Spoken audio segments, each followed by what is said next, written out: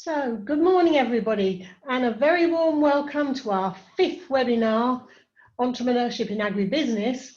And the subject of today is Key Resources, Partnerships and Operations. Now, just to remind you of the program of today,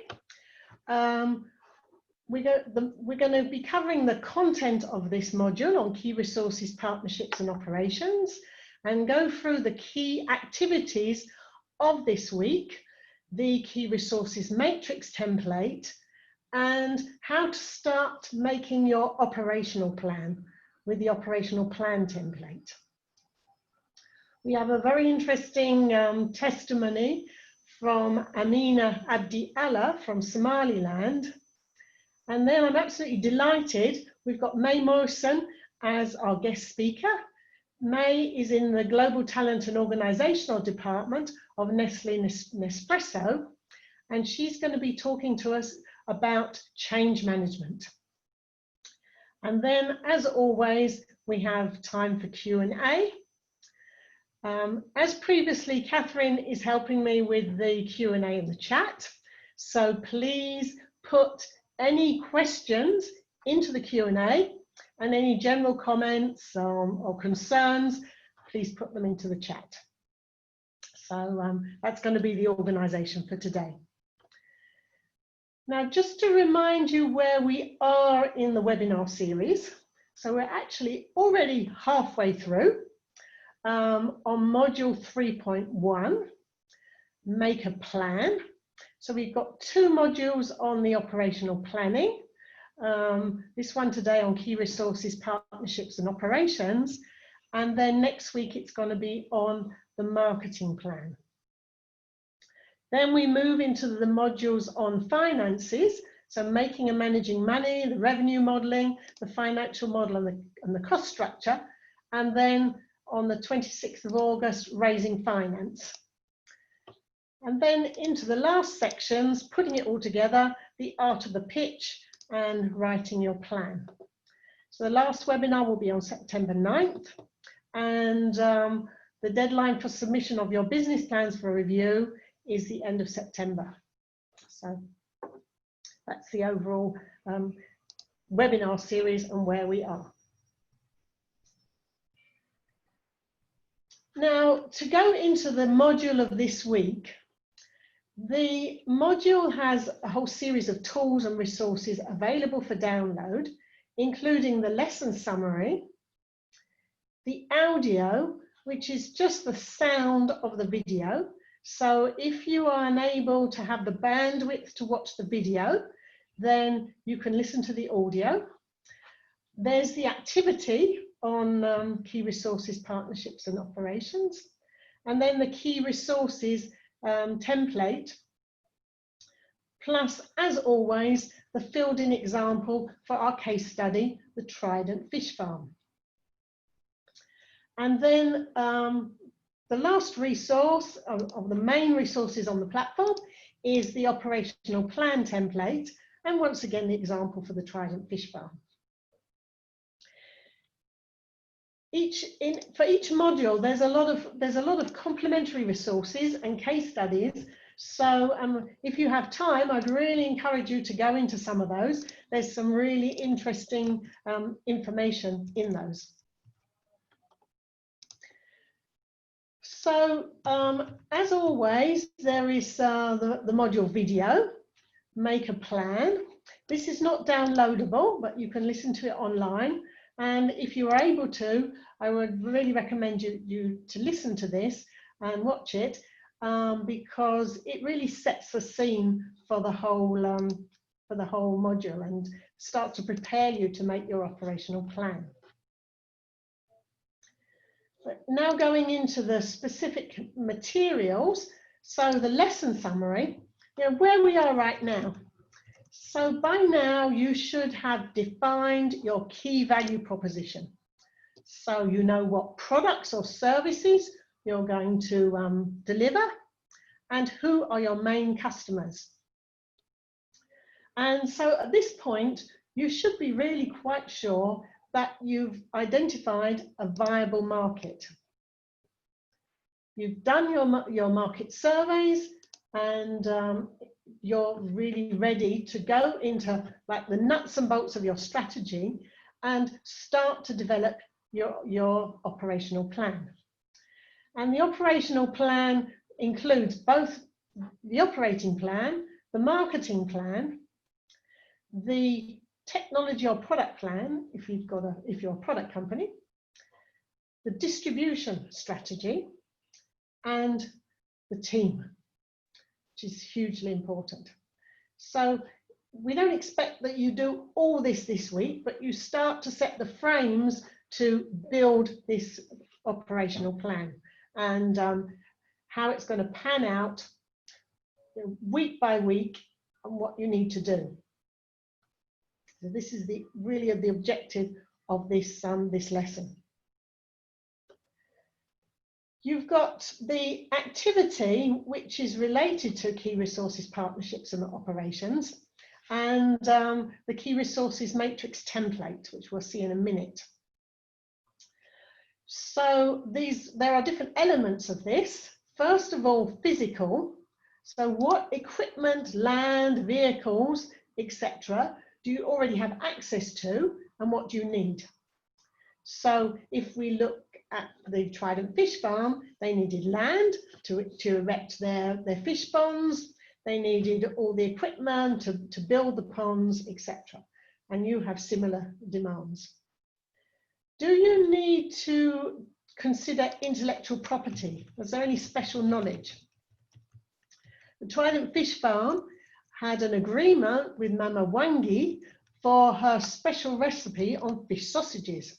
And so they set up a formal agreement with her to allow them to use it.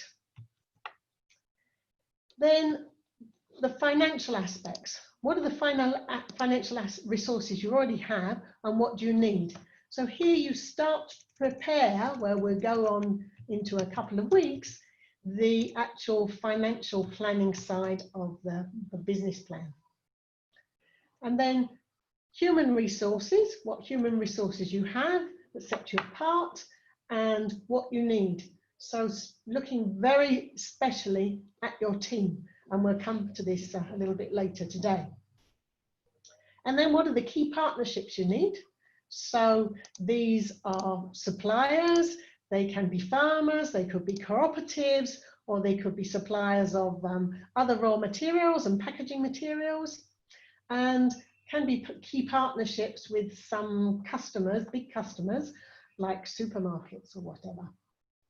So once you start to bring this together, you can introduce it into the operational plan template. So now looking at the tools, you know, there's a few questions that you need to ask yourselves, and this is extremely important in for an agribusiness. Will you be producing the product yourselves? Where will you source the inputs? And do you have a handle on all of your core costs? So these are key inputs that you need for your operational plan. Now the tool, the key resources, partnerships and operations, we call it a brainstorming matrix, because ideally you will not do this all alone. You will do it with your management team, maybe with some of your employees, or if you're working alone, you can do it with your buddy that you've defined from the course, or so really try to get external input as you build this matrix. And as we saw previously, it takes into account the physical aspects, intellectual property, financial, the human resources, and then your key partnerships. So you can start to fill in this matrix and really brainstorm with colleagues or employees and help you to fill it in. So this is a very useful matrix, and once again you have the matrix filled in for the Trident Fish Farm to inspire you on some of the details. And then you move into the operational plan template, which goes out month by month and week by week, the key activities, what you need to do. So, here is the example of the Trident Fish Farm. So physically, they had to finalize the constructions of the ponds.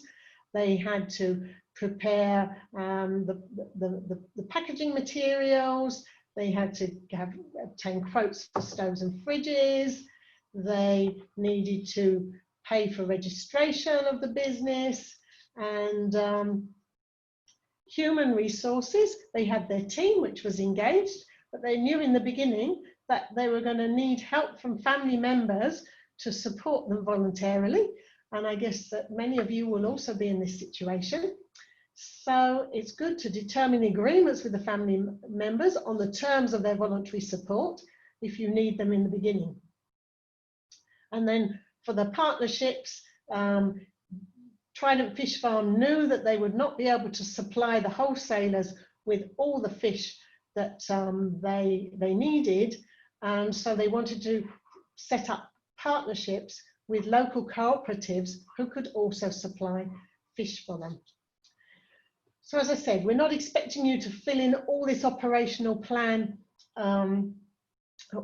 right now, but start to prepare it. And you'll probably see the term used Gantt chart, and that's the term that is usually used for this operational plan template. So that was briefly the module of today. And if you've got questions on it, then we can come to them later. But what I'd like to do now is to show you a testimony from Amina Abdi Ali in Somaliland. And she has studied at the Sheikh Technical Veterinary College in Somaliland. And I think you appreciate that working in Somaliland is extremely challenging. And today there is almost no horticulture in Somaliland. The vegetables are imported, mainly from Ethiopia.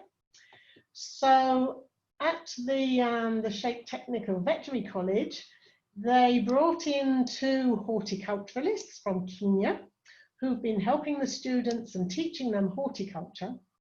And Amina was one of the first, within one of the first teams, and they started a tomato farm, which is going great guns.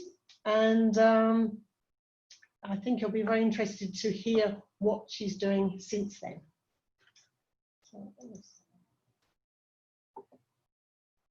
So Amina, since finishing her studies, she's working at Golis University and the Faro Foundation, and she graduated from our course in 2018.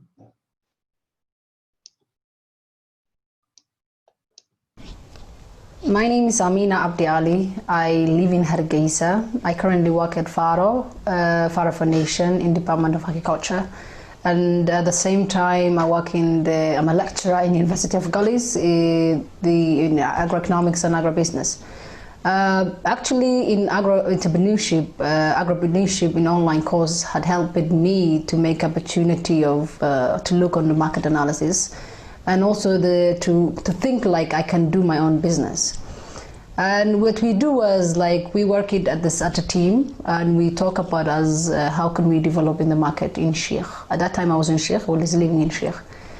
We were a team, and we talk about what does the market need? How can we influence the market, and how can we work on the market at the same time to help their supply and their demand to meet the same, at the same level, an equilibrium level. What we did was like we start to make our own proposal, to write down what does people need, and how can we produce it, and how can we look it further, and how can we work it at the same time in the community, in the market, to deliver the market. We make our own farm near Sheikh, and then we produce our own tomato, so that at least the tomato is the first thing people think about when they are cooking every day, the daily basis. So that we try to produce in tomato and to bring every day in the market. and we stop it like through transporting, and we look at how can we take out the transportation sector and then just only deliver at the local market. That could help with us to pitch our own proposal in Agribusiness Alliance. And what we did was like it helps us to make our public speaking better, and at the same time to work it in our teamwork was very, very strong, and we work it so that at least we can get our own profit at the first year. And that was helping us in agripreneurship. And right now what I'm doing is I'm trying to deliver the knowledge that I have been learned to universities and to our smallholders business, and at the same time to whomever I see in my entire life I will work on, and I will try to tell them, make your own business, work your own proposal, make a financial, and work for it for your entire life. Thank you. Okay, so I hope you've been inspired by Amina's testimony. I have to say that one of the things that have been done there in Chic is they've set up low-cost irrigation systems for something like $300, and this has allowed them to grow these tomatoes, which would otherwise be totally impossible. We have other teams in Somaliland who at the same college who have been growing watermelons. A team just started more recently with onions, and a further team working on fattening goats. So we hear a few other testimonies from the participants of the training in Chic and Somaliland. Now, Amina mentioned the importance of working as a team. And this is absolutely crucial.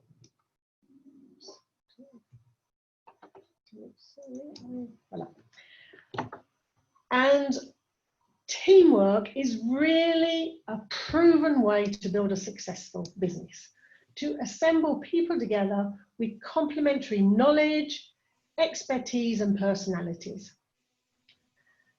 And it's very important to get to know the strengths and personalities of your team members to create an effective dynamic.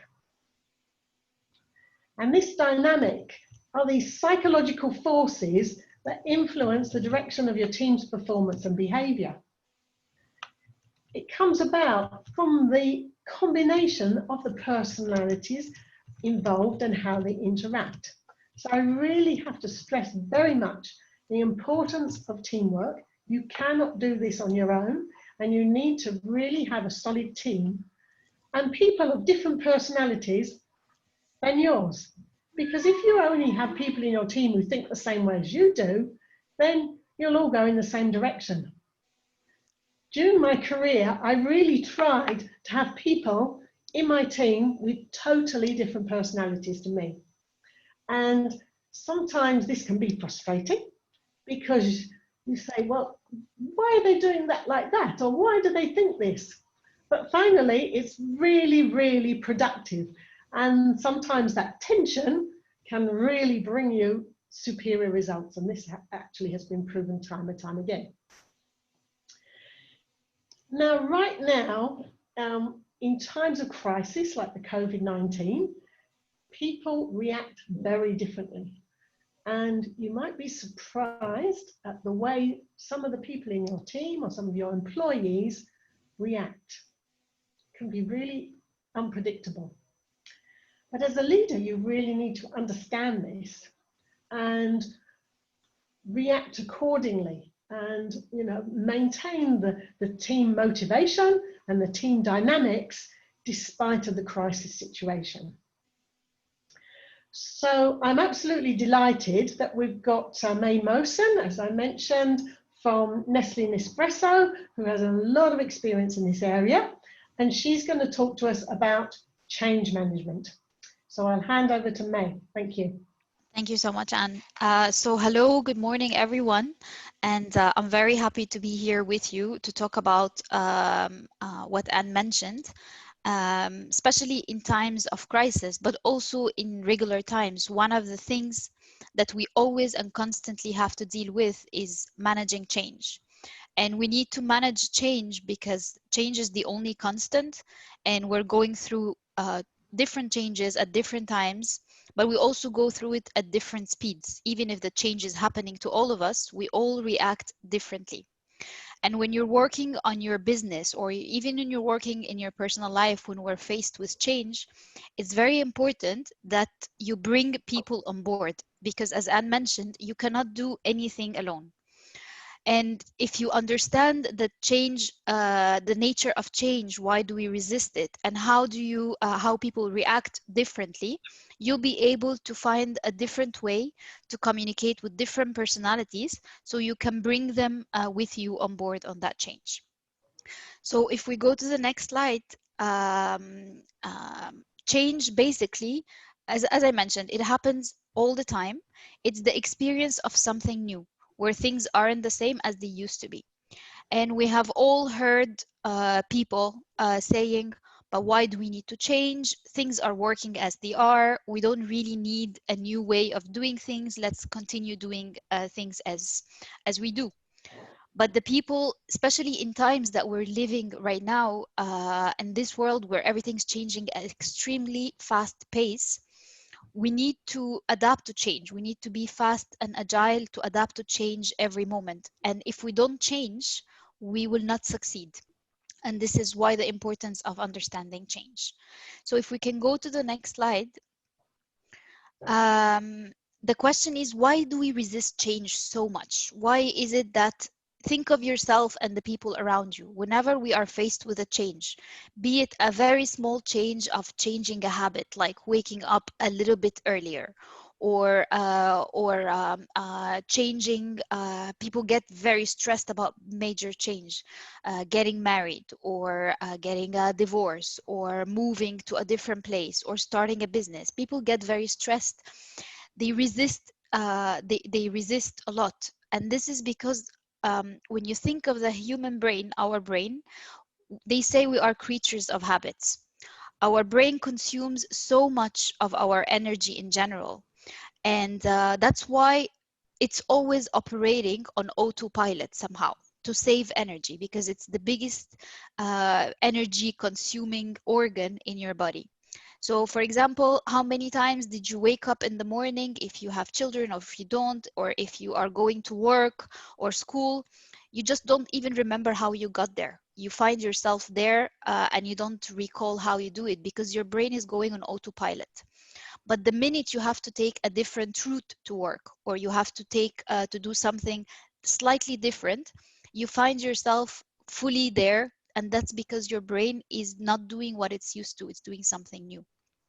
And this is, if we can go to the next slide, we don't really resist change as such. We resist being changed. We don't want to change something about ourselves or to have a new habit. We're lazy, let's put it that way, or our brains are a little bit lazy in the way they deal with change.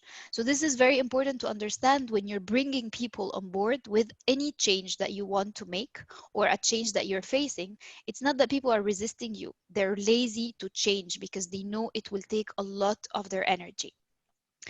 So if we can go to the next slide, and this is important as well for you as creating your own business, but also again in your personal life. When we are bringing people on board on change, or when you're changing something yourself, think about it like an iceberg. When you see the iceberg, the tip of the iceberg, what you see above the water line, this is the behaviors. So the way people act, their actions. It could be verbal messages, so very strong behavior in a way they speak, or the way they interact, or it can be their body language. You're asking someone to change something and they're resisting it by body language, even if they're not saying anything. You can see all of that. So these are the behaviors, and this is what we want to change. But behaviors are, let's call it the symptom. It's what you see on the surface. And this is all fueled by the emotions people feel about the change. And emotions could be coming from many different sources. It can come from your thoughts.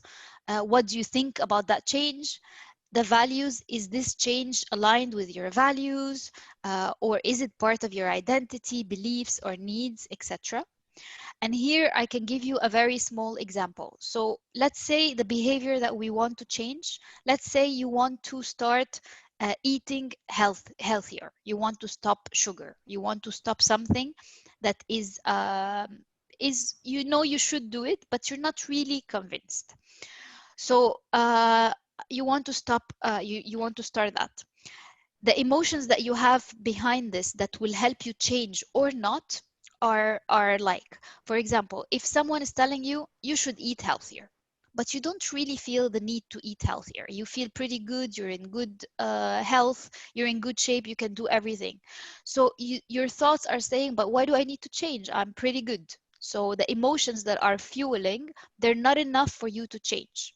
Or if it's like it's part of your identity, you like to go out with the family, or you like to cook things, and you don't want to change your habits. So yeah, it makes sense to change, but you don't want to do the effort to change a behavior. People need to see really the need to change something. So the emotions that fuel that change in behavior, they need to see it, and they need to believe in it, and they need to want it. So if you want to change something, you say, I want to be healthier. If there is no wanting, it's very difficult to change. And it's the same for work. If you need someone to change a specific behavior, you need to find the emotion. We need to find what is it in them that will fuel that change in behavior. And then if we can go to the next slide. So this is something important because we don't usually like to talk about emotions, but to change behavior, and when you are leading a change, or there's something about change, like the situation that happened with COVID, people had a lot of fears, a lot of anxiety, a lot of things. If you don't talk about the emotions, or if you don't address those fears and anxiety, etc., it becomes very difficult for people to change the behavior. So now this is something, how do people react to change? And we react to change, what I will share with you, it's what's called the change curve. It comes in different modules. So if you go on the internet, you will find different ways of what they call the change curve, or the grief. It's also the grief curve, because grief is one form of change. And there are different forms of it, but they're basically quite similar. So this is a simple one that can explain to you what happens when we go through a change as individuals, as other people. So if we can go to the next slide, and the next one as well. So the change curve, the first phase in the change curve is denial. So let's take what happened with coronavirus and COVID. The first phase, and you even saw leaders on television, the first phase is like, it's in China, it will not touch us. What virus are they talking about? This is not happening. I'm very far from that. It's not going to happen to me. So this is denial. When we are denying a situation, we either freeze. Freeze, it means that we don't know what to do, so we're completely frozen, or we flee, we escape it with our minds. It's not going to touch us. This change is not for me. I'm pretty far from China, etc. So this is the first phase. And everybody goes through denial in any change, even if it lasts for a couple of seconds. After denying, when you realize that this change is actually happening, we resist. We resist the change. So we resist it, we fight it. So again, taking the coronavirus, you have seen some leaders on television saying, this virus is not, we're panicking, there is no need to panic, we shouldn't take all these measures. People were resisting in different ways. I'm not going to be locked down at home, I'm still going to go out, etc. So people resist because they don't want that change. And here there are two types. You fight it, so you become very vocal about fighting it, like what examples I mentioned, or you fake it, meaning that you say, yeah, sure, I will stay at home, I will take all the measures, but it's fake. You're not really showing that you are resisting the change. And faking change is one of very dangerous things, because you can fake accepting a change for yourself or for others. So you can also deceive yourself thinking that you have accepted a change and you haven't. And when you are doing your business and you are implementing a change, it's very important to know where people are on that change curve, because based on where they are, you can know what are they resisting, and then you give them the information that they need to help them move through the change curve. So this is the first half of the change curve. After resisting, people start to generally go to exploring. Okay, so fine, coronavirus happened, we are in lockdown, what can we do? It's not like you are happy about it, but you are starting to see, okay, it's a change, I cannot do anything about it. Let's explore the options. So maybe I will start spending more time with my family. Maybe there I will start doing something that I wasn't used to. So you're exploring the options to pass through this period of change. And then after exploring, you move to commitment. And commitment means that, okay, the change is happening. This is what I'm going to do. This is how I'm going to make the most of it. And then you start to accept it. In extreme cases where we're talking about major life things like even divorce, loss of somebody, commitment doesn't mean that you're excited, but it means that you have fully accepted the situation and what's happening, and you decided to make the most out of it. So this is the change curve. And again, we go through this very fast. Imagine yourself planning to do something, and then somebody calls you, or something comes up, and they tell you, instead of sitting and eating with your dinner with your family, you have to go to work, or you have to do an urgent assignment, or you have to do something. There is few seconds in your head where you resist the change. No, I don't want to do this. I want to continue, etc. But then you move, okay, fine, let's do it. What's the harm? I can finish in 1 hour, and then I come back to my plan, etc. And this is commitment. So this can take the difference in this when you think of people is the speed or the pace that they go through the change. Some people go through it really fast, and some people go through it very slow. And depends also on the nature of change. It can be years to go through a change curve for some people. So the important to know where you are on that change curve and where the people are is that you can use different things, different tools to walk people from one stage to the other, so you can have them in the commitment phase. So if we go to the next slide, if you can click for the animation, so we have all the. So these are the emotional reactions that you will find in every phase. So in denial, people could be shocked, they could feel stuck, they can isolate themselves, they're very afraid of the unknown, they feel maybe threatened because, again, it's a change, so the brain doesn't know what to do. If someone is losing a job or have to learn something completely different, they can be completely in denial. So these are the emotional reactions that you will see when they are in denial. And then when you go through resistance, you will find some anger, people complaining, criticizing, they're confused, they're frustrated. Again, signs of resistance are very easy, and I believe you can relate to them if you think of any even personal situation where there was a change. These are the emotions that you see when people are resisting.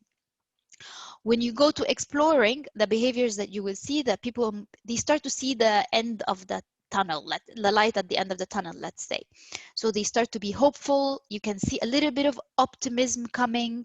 They're more appreciative. They're looking at the bright side more.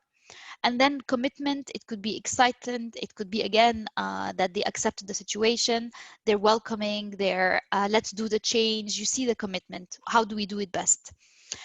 In the first half of the change curve, people feel as a victim.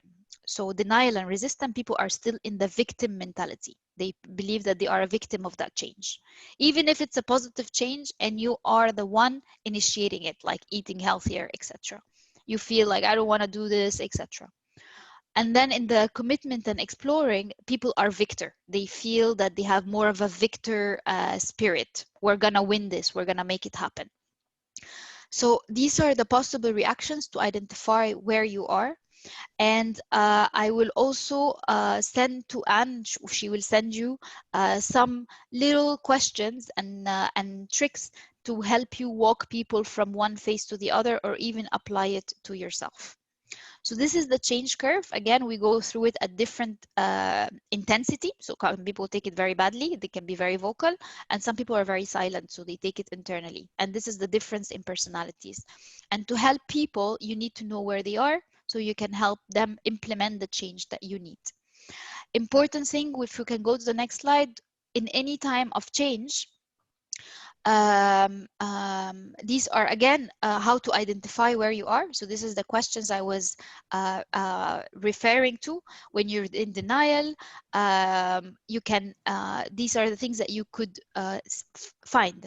So you think the problem will correct itself, everything's going to be okay, etc. So this is more the verbalization of it. When you're in resistance, I'm not changing, people can be trying to sabotage or to risk the change, so to make it fail. And this is important for you to identify again, because people can fake it, but behind the curtains, they're trying to make the change fail. Exploration, they're asking questions. You can see that they're asking questions. They have a different energy. They're really looking for options, etc. And in commitment, they're able to tell you, okay, so when we do that change, this is what we will be able to achieve. They start to visualize. There is a positive attitude. They want to help other people, etc. And then the next one, the important thing that also for you and for other people going through change, if you can go to the next slide, is to stay healthy. Because when people are going through a change, they forget to eat, they don't get enough sleep, they have anxiety. So make sure that people, you take care of yourself first, like we are on a, when they always tell you take care of yourself so you can take care of others. So first take care of yourself when you're going through a change, understand your limits. Some people dive into helping each other where they themselves did not accept the change. So that's important for you and for others around you, for people to take care of themselves during the change and stay healthy. And I think that's it from my side. Okay, well, thank you so much, May. That was very, very, very insightful. And it's completely relevant for all of us right now, because COVID-19 is a huge change for us. And as we said, your team members will react differently to this. So really look back at this advice, and May will send you the question. I'll be sending you the questions from May to help you probe your team members and how they are coping through this, and bring them from the state of being a victim to being a victor together. So now, oh yes, so just I think May, you had a few key takeaways, which yeah, kind of resume so, that. Want to resume it? Yeah, absolutely. So again, change is our new reality. It's even the old reality. We are always in a constant change. We go through it through different speed and intensity. Take control of the change by recognizing your emotions. Don't be afraid to say I'm angry, but ask yourself, why am I angry? And be good to yourself when these things happen, to understand your emotions so you can change your behavior. Pay attention to people around you because they have different needs. Celebrate the accomplishment, even if it's small. When people feel that they are celebrating milestones, they feel motivated and encouraged to go further. And always learn from other people. Remember, people react differently, and there's a lot of learnings that you can have from that. okay, fantastic. Thank you so much. Thank you. So now we're going to move on to questions. And Catherine, what questions have come in? Yes, hi everyone. We have several questions. The first one is, what is the pass mark for this course? So what is this pass mark for this course? So this is a question from the beginning. Yes. The pass mark. Oh, there's no pass or fail in this course. Even the quizzes that you've got on the platform, they are really to help you in your learning process. This is not a course about passing and failing. Working through all the materials will enable you to succeed, because you will succeed in building a very solid business plan, or to revise your business plan in light of all the changes that have happened in COVID-19. So at the end of the course, we invite you to submit your business plan, and this will be reviewed by experts, and they will give you individual feedback on your business plan, and with comments on, constructive comments on the plan, and also suggestions of how this could be further improved. So this is a course where everybody can pass if they go through all the materials and do the work and end up with a very, very solid and vital and relevant business plan. Then Susanna has also a question about the key points to have an intellectual property agreement. What are these key points? Oh, that's a whole chapter in itself, and it's very difficult to generalize, honestly, because it depends on the nature of your product. In the case of the Trident Fish Farm, the intellectual property that they needed to assure was the recipe for the fish sausages, because they didn't want to start building up a successful business and then have Mama Moani coming along and saying, you stole my recipe, and they had to stop their production or change it. In the case of a technical product, this might be much more complicated and would involve maybe even writing patents, etc. So you've got the whole really spectrum of different aspects, from a simple agreement about a recipe right up to a patent, or perhaps a complex license agreement with one of your partners. In my career, I was involved in several examples of technology developments where we had really complex agreements of around 50 pages trying to establish all the details of a technology exchange. But so that, and you've got basically everything in between. But what I'll do is I'll look for some materials on intellectual property and make sure that you get access to them. Thank you. And then we have also another question, two other questions from two participants on practical documents. Yes. They are asking where we can access the business plans, the models. Can we just remind the exact place for them to find them? Well, you'll find the business plan template at a later point in the course materials, which is the blank template, but it's step by step. It gives you the information that you need to complete in that part of the business plan. Now, I know that at least one person's already asked us, do we have a model business plan? And we've got lots of business plans for people's businesses, but we can't really share them with you. So what we need to do, which we will do as soon as possible, is make the model business plan for the Trident Fish Farm, so that you will have access to that, which will also help you in the same way as the other materials on the course platform have done, in terms of the templates and tools filled in for the Trident Fish Farm. So we will commit to do that as soon as possible, so that you have it. Okay, so that is it so far. There's two people who've raised their hands. I can see Kenneth has raised his hand. Kenneth, could you maybe put your question in the, oh, three participants. Stop sharing. Yeah, there are three participants who have raised their hands. Could you possibly type your question in the Q&A, please? And then we can cover that.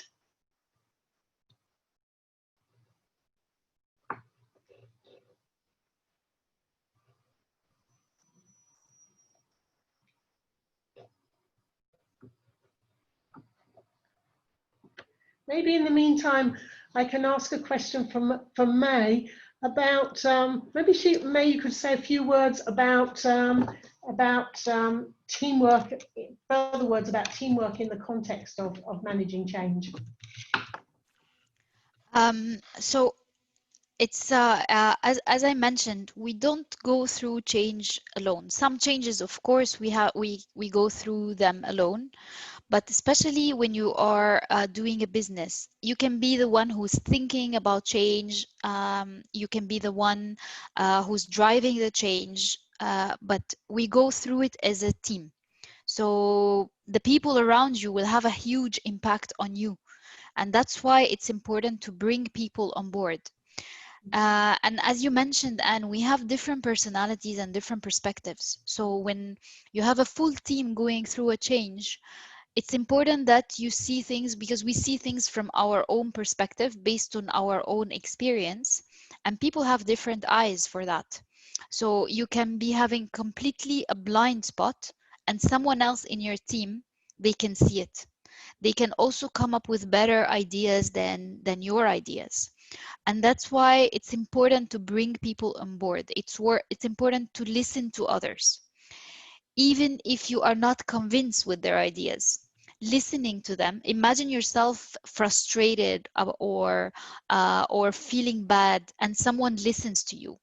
Just listening is half the way. Understanding that people can show their emotions or share or talk about them, it's half the way, because that's already uh, uh, uh, saves you a lot of time, and make people feel heard, so they feel that you are empathizing with them, and then you have them on board.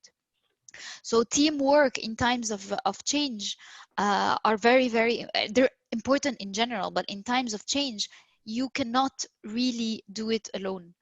A lot of organizations, when we talk about organizations like big organizations, big companies like Nestle, if people do not understand why we're changing something, or people do not really see the value of why are we implementing a change like reorganization or something like that, it's eventually people who will implement the change. So as I mentioned, they can make it fail.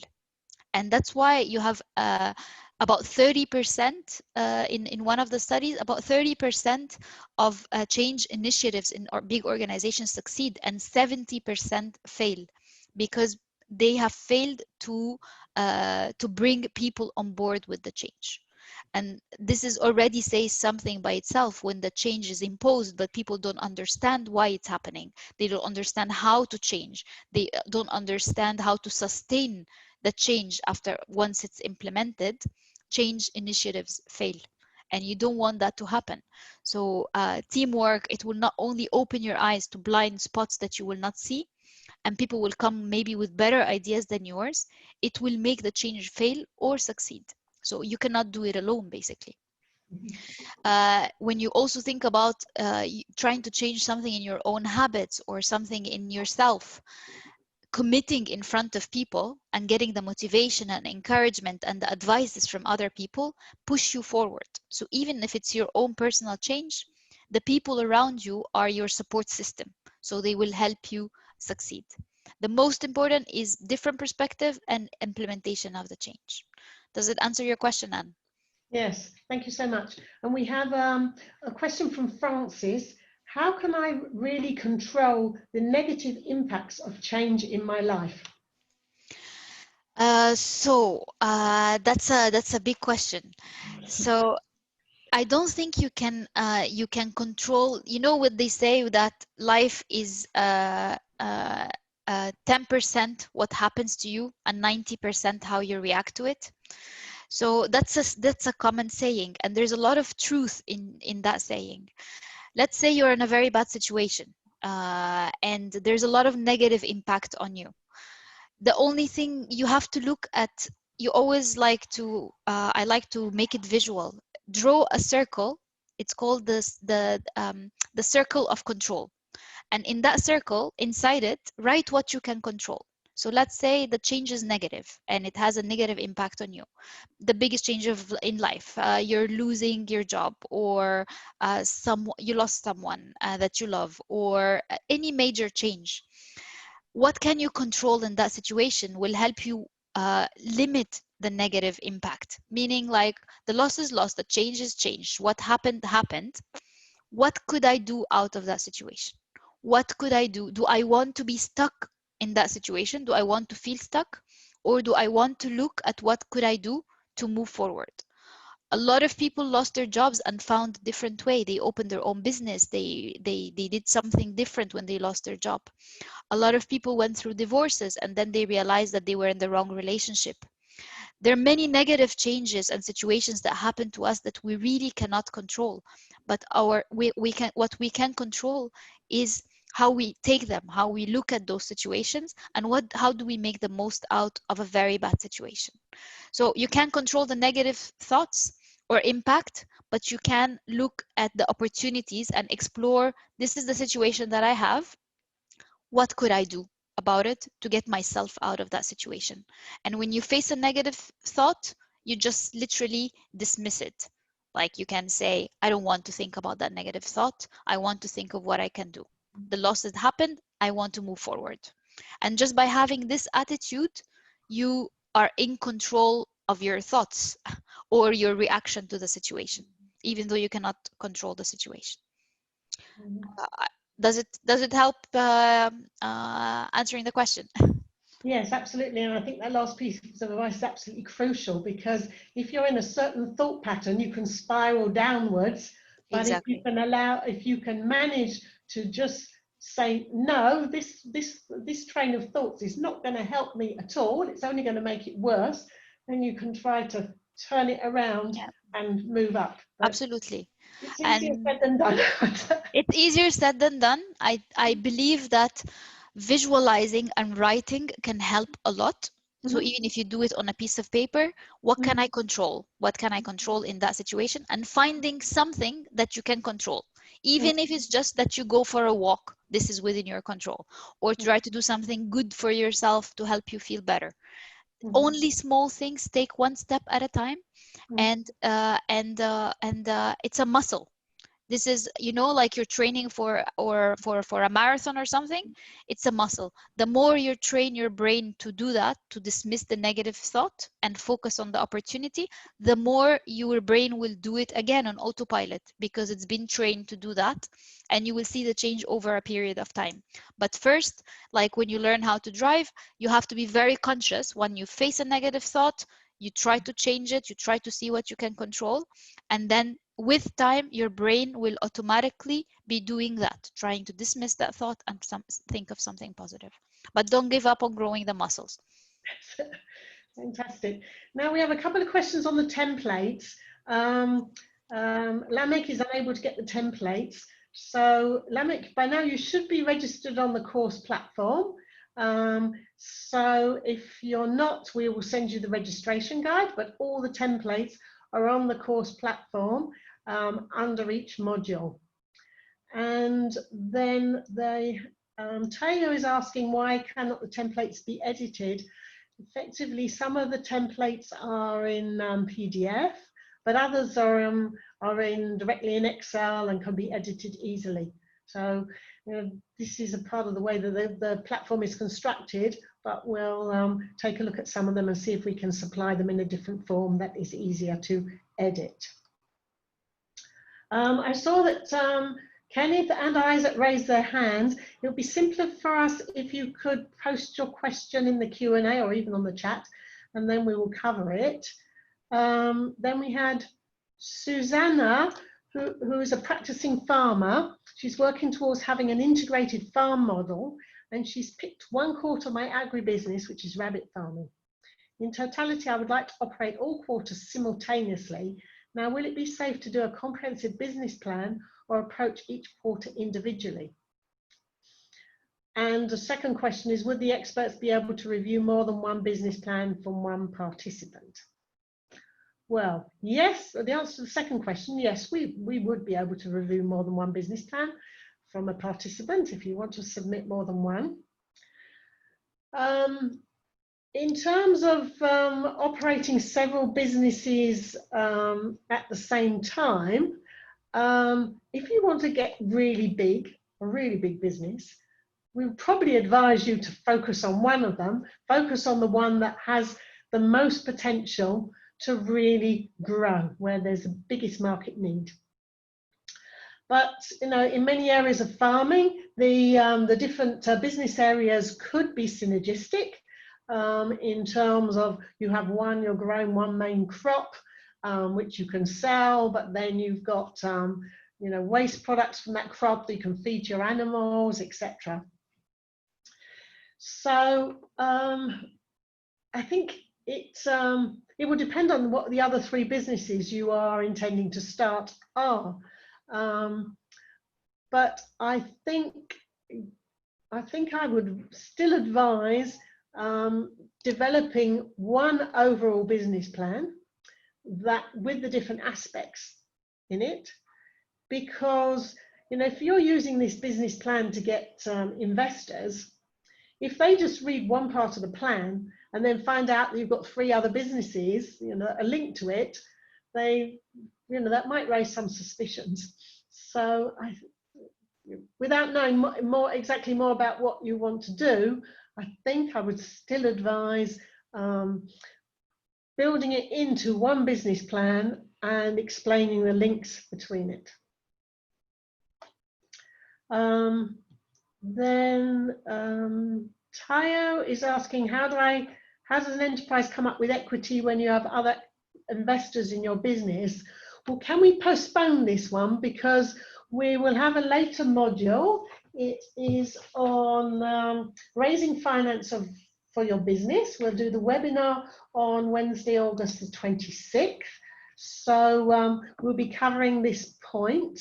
And also your second question, what do you think those in primary production should do to secure funds for their investment? So this we will be covering that module, module 4.3, raising finance for your business. Do we have other questions, Catherine? Yes, there is another question. By the way, indeed, we receive a lot of questions now. I think some of them we will answer them offline. Most of them we have answered them.